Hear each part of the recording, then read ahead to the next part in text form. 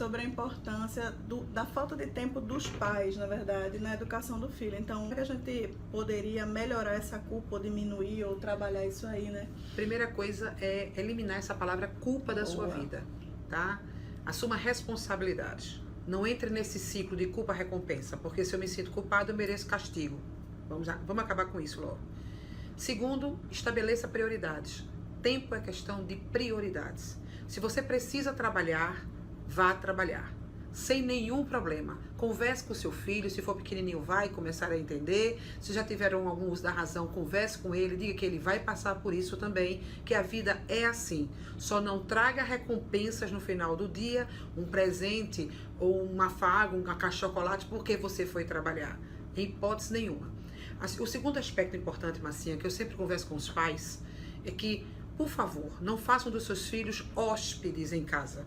Delegue, mediante a sua idade, claro, ações domésticas. Arrumar uma caminha, arrumar um guarda-roupa, lavar um prato, mesmo que depois você possa lavar novamente, mas delegue, porque desta maneira ele começa a entender o trabalho dos pais, começa a respeitar os professores, os profissionais, e ele também se sente participador de todo esse processo. Então, tempo é questão de estabelecer prioridades. Se tem que trabalhar, vai trabalhar. E saber o que aconteceu, né? Às vezes eu pergunto pro meu filho assim, eu perguntava antes, aí como é que foi o dia?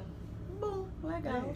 Aí eu li um negócio dizendo que você tem que perguntar coisas mais, mais abertas. O que gostou, né? No colégio, o que você gostou mais, e aí o que é que foi mais chato. Qual foi o momento da alegria, o que ele levaria para a vida, o que é que ele gostaria de conversar, qual foi o sentimento que ele teve, quem foi que ele conversou coisas diferentes, enfim, são essas possibilidades. Perto, né?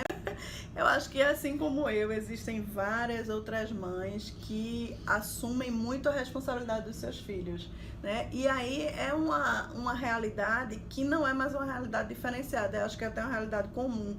Eu conheço muitas mães que na mesma situação que eu, que vivem muito mais, vivenciam muito mais a responsabilidade da casa, do filho, né, da escola. E é claro que às vezes não é sobrecarga, eu não dizer que seria excesso talvez de responsabilidade, você ficar se sentindo, que foi a pergunta que eu te fiz lá em outra conversa, em outro café nosso, preocupada se você vai atender a expectativa do seu filho. E dentro dessa situação, dessa circunstância, determine também limites com seus filhos, tá? Não é não, converse, mas não negocie muito, porque muitas vezes os pais falam, Soraya, eu passei por tantas situações desafiadoras na minha vida que eu não quero que os meus filhos passem. Eles precisam passar por outras situações desafiadoras, mas eles precisam passar, porque senão não tem desenvolvimento, não vai se desenvolver. As pessoas precisam entender que doer, vai doer, mas é importante para a transformação e para o desenvolvimento. A geração de hoje não quer mais se frustrar, talvez por muito culpa nossa, dos pais. E tem que passar por sentimentos, tristeza, frustrações, então, tem que passar. Deixa chorar, já tô acostumada, desliga, vai chorar, pronto, filho, vai chorar, vai chorar. Se não fosse pra chorar, pra que canal lacrimal, não é? Então deixe chorar, deixe sentir, procure conversar, pergunte sobre os sentimentos, mas nada que não seja um diálogo positivo, né? Um discurso ativo.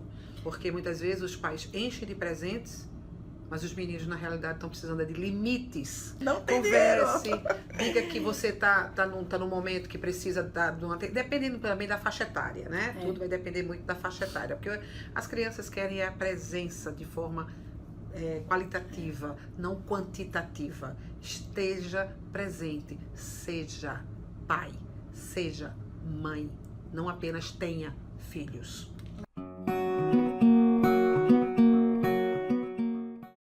Então, eu sempre acreditei, não sei se é uma verdade absoluta, mas é a minha opinião, que a pessoa tem que gostar daquilo que faz. Porque quando eu tive alguns empregos e eu saía de casa, a primeira vez que eu saísse de casa, acordasse, meu Deus, vou ter que ir para ali de novo, eu pedia demissão, porque aquilo estava me fazendo mal. Nós sabemos que profissão não é carreira. E nós estamos vivendo um mundo maravilhoso. Se hoje eu quisesse realmente começar uma nova profissão, fazer um outro curso, nada me impede. Porque a idade é cronologia, não é sentença. Agora, é como Márcia falou, você precisa identificar aquilo que você gosta, porque você vai ter vontade para estudar, você vai ter vontade para ir para um congresso, você vai ter vontade, desejo de conhecer novas pessoas, viver network, tudo bem. Agora, deixa eu dar uma dica a você, universitário. Quando faltar um professor na graduação, não vibre não. Vá assistir aula de outro colega, de outro curso, para expandir, não é? Para expandir. Expansão verdade. É a palavra. Não é porque você faz um curso na área de saúde que você não possa assistir uma aula ou duas no curso de exatas. Isso tudo é expansão.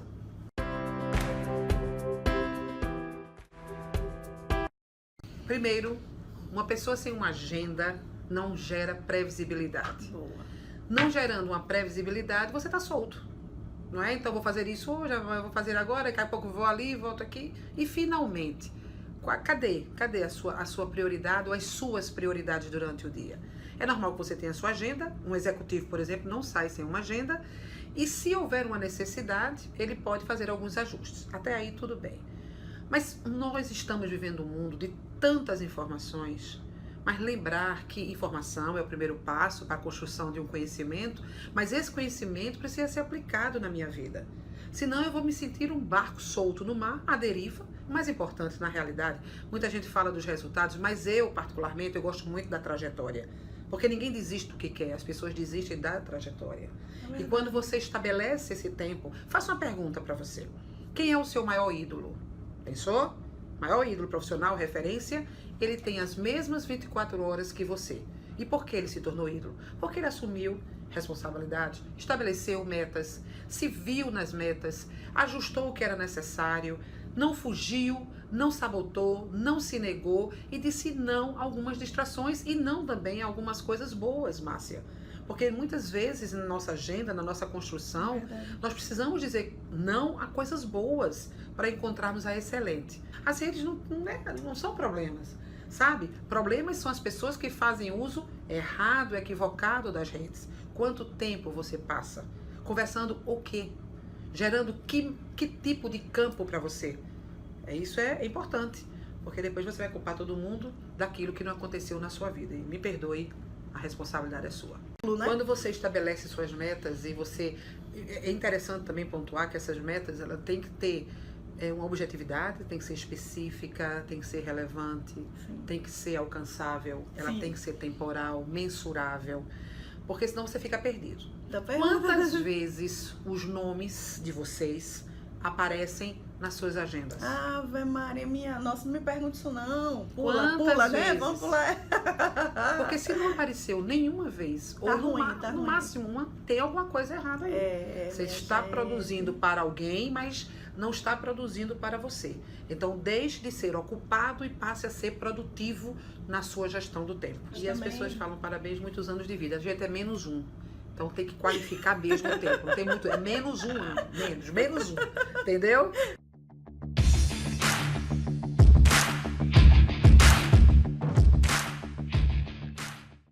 Mas como é que tá esse estudo aí em relação à escola, ao trabalho, essa questão emocional? Que a gente realmente precisa trabalhar mais, né?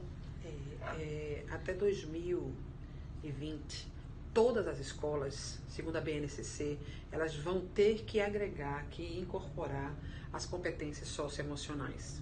As nossas decisões são tomadas pela base emocional.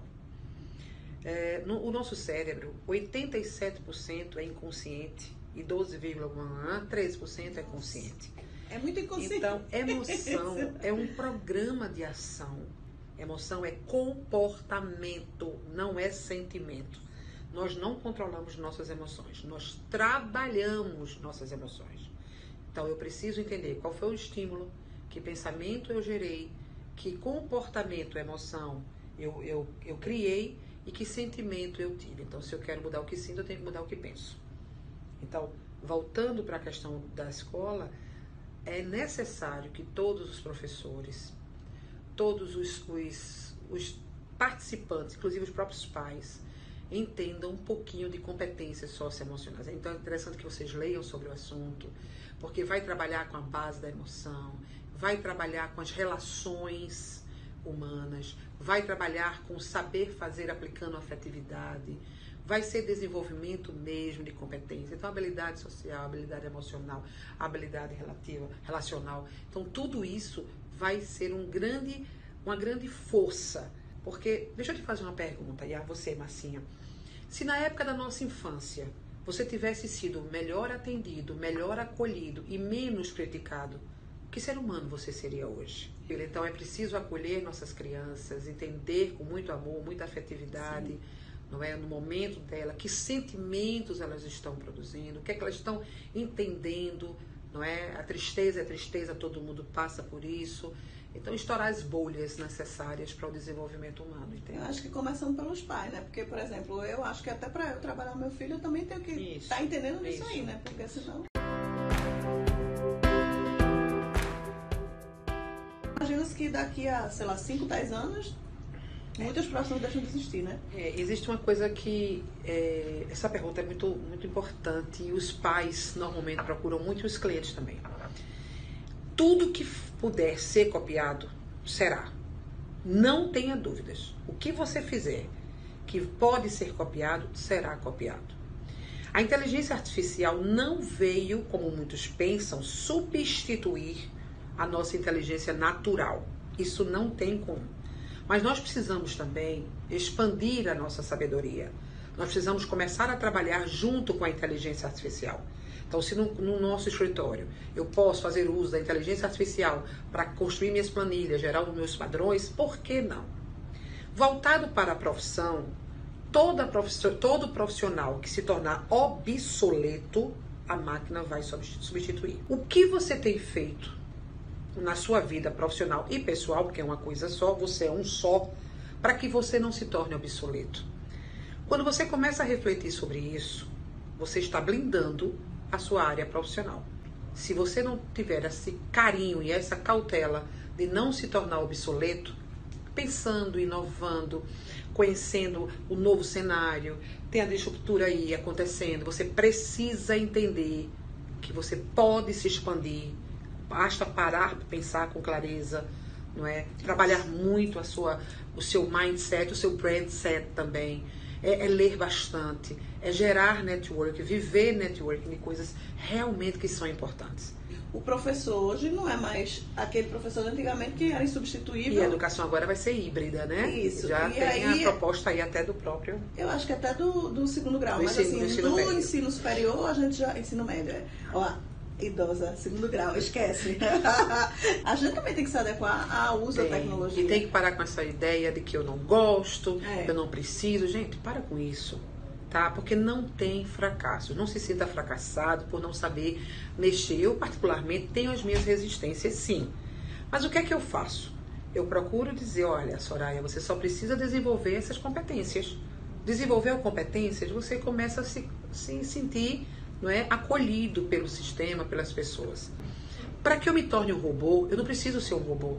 Basta eu viver como um. Sim. Então, se você hoje está vivendo dentro da sua área profissional, da sua área pessoal, como uma máquina, só no piloto automático, sinceramente. Aí fica fácil de substituir, né? Aí você já passa a substituir. E há estudos, inclusive...